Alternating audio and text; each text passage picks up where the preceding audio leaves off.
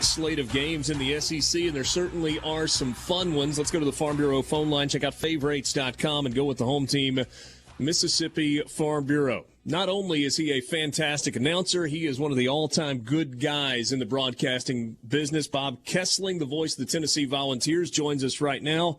Bob, always enjoy getting to visit with you. How are you, my friend? I'm good. That's awfully nice of you to say that. That's one of the best intros I've ever had. So I appreciate that, Richard. Good talking to you, too. I'm curious. I've seen the news about the game being completely sold out. I've seen some of the folks that cover Tennessee talking about the buzz that has kind of been in the air really since the win against South Carolina last week. What is the anticipation level for Saturday night at Neyland? Well, I think this game has been circled for a long time, the return of Lane Kiffin to Neyland Stadium as head coach. He's been back as an assistant, but it's different when he's the head coach. So I think that has been a big a point of interest for Tennessee fans. Then it turns out they suddenly get on a two-game winning streak. I think they'd already sold over 80,000 tickets even before this two-game winning streak. And then when Tennessee got on this two-game winning streak and has played so well offensively, and that sets up the matchup for a shootout Saturday night, that kind of sent people over the top. And now it's a tough ticket to get. I'm sure there'll be a lot of Ole Miss fans here too, but Tennessee fans are really clamoring for this game, and they're looking forward to it, and should be a lot of fun. I mean, it's one of those games where they could score 100 points, but Richard, we all know when sometimes you predict those 100-point games, it turns out to be 20-17. So we'll see how it works out. But on paper, it looks like it's going to be a big-time shootout just like Ole Miss had last week. You know, maybe you're onto something with the 20-17, but I don't see how it happens. And I say that, I guess, for a couple of reasons. One, Ole Miss has not been great defensively. I'm not sure that they've got the pieces to completely slow down a Tennessee offense that really seems to be clicking on all cylinders. But I'm not sure that I see a team not named Alabama or Georgia completely slowing down Ole Miss either. No, and it's interesting because while everybody is talking about the big touchdown, the splash plays that these teams have been making the last week, you also have to remember that they're two of the best running teams in the SEC. And they both run the ball a lot. I mean, they're at the top couple in the league in terms of rushing attempts. I think Tennessee's number one in rushing attempts. So you talk about Josh Heupel, and all you see are the long touchdown passes and the screen passes and all that kind of stuff. But in between those, there's a lot of running the ball between the tackles. And, their offenses look pretty similar. They both spread out almost to the sideline, or at least past the numbers, and then they look for matchups. If you spread way out to cover those receivers, they're going to run it. And if you put people in the box to stop the run, they're going to throw it. And so it kind of dictates on how you play defense, the play calls. But as you know, both Lane Kiffin and Josh Heupel have been able to draw up touchdowns and big plays. And it's interesting because a lot of times I think they both are working about two plays ahead, and I think they both know when they've set up the other team's defense for one of those big splash plays. And so I think it's going to be very entertaining to watch these two really good play callers go at each other on Saturday night. Bob, it's interesting to hear you say that, because one of the things that's been most impressive to me about Lane Kiffin, and I don't know if in the year that he was in Knoxville you saw this as well, it really did feel like a chess match. And the most excited I've seen him get is when a play works because it was called against the perfect defense, or maybe the imperfect defense is the way that when they've set the opponent up for a look that they want and they've got the right play call. And to me, that's a little bit different than just being excited about a touchdown. Oh, yeah. I think that's kind of the way Lane was when he was here. I mean, he was, you talked to him before the game, and, I had a chance to meet with him usually on Friday, and he would kind of outline. He said, now, if we get this look, it's a touchdown.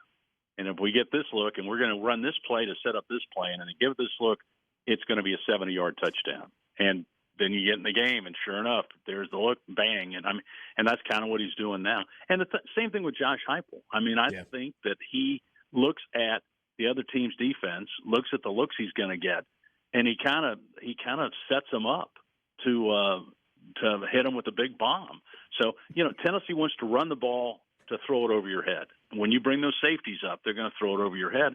And that's kind of the same way Ole Miss has been. You know, I mean, they want to run the ball to make sure that you stay honest. And then if you sneak that extra guy in the box, they're going to make you pay because they're going to throw the ball. So the philosophies are very similar. They want to go fast. They want to wear down the other team's defense. And I think the big stat on Saturday night is going to be which team blinks first, which team makes mistakes. And that's one thing that's been Tennessee had a hard time early in the season with penalties. I think against Pittsburgh they had 13 and had a fumble and threw an interception. And it turns out that's the only interception that Hooker has thrown all season. And we all know, Corral hasn't thrown any interceptions so far this year. So both of these teams, the last several games, have really taken care of the football. Tennessee had trouble with penalties early. They have cut those penalties down. They've only had a couple in each of the last games, and they've had no turnovers in the last three. So they're taking care of the football, and if they do that and don't give the other team a lot of easy scores, they're going to put up points, and then you've got a track meet on your hand. Can you keep up with them? Visiting with Bob Kesling, the voice of the Tennessee Volunteers on the Farm Bureau phone line. So 28 points in the first quarter in each of the last two games against Missouri and South Carolina. Was there a theme between those two games that allowed Tennessee to start as fast as it did? Or was it the opponent, lack of defense? And then maybe why did, especially against South Carolina, things slow down a little bit for the next three quarters? Well, that's a big question. Why they got off to such a slow start. I mean, the first four times I had the ball in the first quarter, they went right down the field and scored, and it was really pretty easy. They got a couple of big plays. And the second half, Tennessee, the first four times they had the ball, had to punt. And the first possession, the second half, they got it coming out of halftime. It was 3 and out. And they looked like kind of a different team. But the Missouri game was they had the ball 11 times, and they scored 10 times. And the only time they got stopped was on a 4th and goal at the 1-yard line. So that's the only time they got stopped all day. And then they picked it up and continued it out into South Carolina. It was really amazing how they picked apart both of those two defenses. And it was like those guys just were looking over the sideline, what do we do? Because they were running the ball efficiently, and then they were throwing it. I mean, the efficiency that Hendon Hooker has had on offense the last two games has been astounding. I mean, he has not made any mistakes. He has hit the open receivers. And that was the big thing early in the season. Joe Milton was the starting quarterback for Tennessee, and he missed a whole boatload of guys that were wide open down the field in Pittsburgh. In the Pittsburgh game, there were a couple of receivers that were just wide open that if you hit them, it's a touchdown, and that whole game turns around in the first half. But they missed them. Then Pittsburgh took advantage of that, and the same thing kind of happened. Win the starting job out of the gate? Well, if you went to practice and if you watched the scrimmages, Joe Milton was terrific in those scrimmages. And Joe Milton is a big 6'3" or 6'4" quarterback that's got a strong arm. I mean, he flicks the ball, comes out of his hand and just flicks it. And if you went to practice or saw the scrimmages, it was clear that Joe Milton had won the job. I don't think there was any debate about that. But then it didn't translate into the games. And that's kind of was the rap on him when he was at Michigan.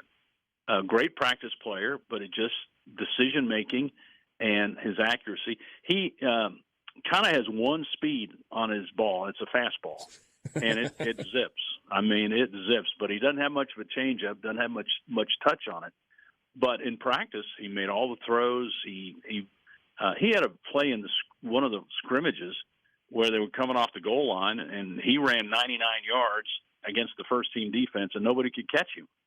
And so he's just an astounding athlete, but it just didn't translate in the first couple of games. And meanwhile, he sprains his ankle and can't go, and that opens the door for Hendon Hooker to step in, and suddenly Hooker starts playing great.